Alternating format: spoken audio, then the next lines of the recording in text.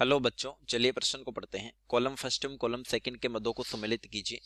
तो देखिए, column first में कुछ प्रॉपर्टी दी है और कॉलम सेकंड में उनकी विशेषता। चलिए प्रश्न की मुख्य अवधारणा पे बात करते हैं। अवधारणा देखिए, इनोट सेल का मतलब होता है, इनोट सेल मानक विद्युत वाहक बल। मानक विद्युत वाहक बल। अब देखिए, जो इनोट सेल है, ये अगर हम सेल अभिक्रिया के लिए बात करें तो अभिक्रिया की रस समीकरण मिति पर, रस समीकरण मिति पर यानी स्टैक्योमेट्री पर निर्भर नहीं। तो इनोट शेल का मान अभिक्रिया की रस समीकरण मिति पर निर्भर नहीं है, इसलिए हम कह सकते हैं कि ये एक इंटेंसिव गुण है।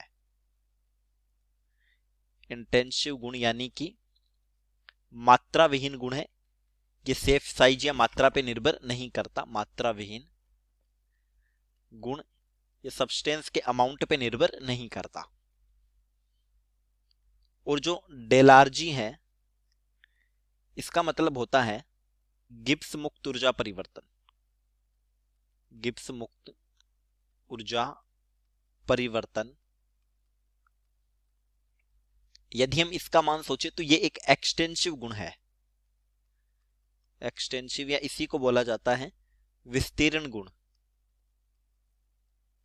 विस्तीर्ण गुण यानी ये जो होता है वो सब्सटेंस के अमाउंट पे निर्भर करता है, पदार्थ की मात्रा पर निर्भर है। पदार्थ की मात्रा पर निर्भर। देखिए, विशिष्ट चालकत्व, विशिष्ट चालकत्व ये होता है कप्पा। और ये चालकता है, और चालकता जो होती है वो आयनों की संख्या के समानुपाती होती है। आयनों की संख्या यानी अगर आयनों की संख्या बढ़ेगी तो चालकता बढ़ जाएगी। अब देखिए, जो मोलर चालकता होती है, मोलर चालकता, जो विशिष्ट चालकत्व है वो प्रतिरोध का व्युत्क्रम होता है। जबकि मोलर चालकता की बात करें तो एक मोल वैद्युत अपघट्य के विलयन की चालकता होती है। एक मोल वैद्युत अपघट्य विलयन की चालकता, विलयन की चालकता। और मोलर चालकता बराबर होता है कप्पा गुणा 1000 बटा मोलरता। अब देखिए, यदि तनुता बढ़ाई जाए, तनुता यहां कैपिटल एम से मतलब है मोलरता, तो तनुता बढ़ाने पर मोलरता घट जाती है, और मोलरता घटेगी तो फिर चालकता बढ़ जाएगी।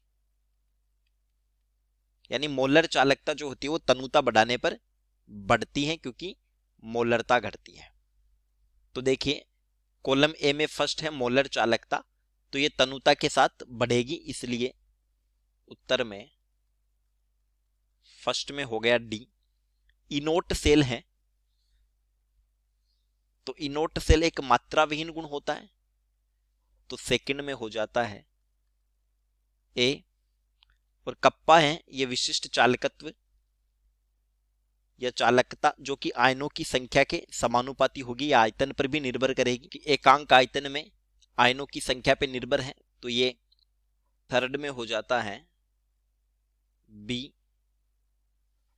और डेलार्जी गिब्स मुक्त ऊर्जा परिवर्तन ये होएगा एक विस्तृत गुण, तो फोर्थ में हो गया सी। चलिए, उम्मीद करता हूं प्रश्न समझ आया होगा। धन्यवाद।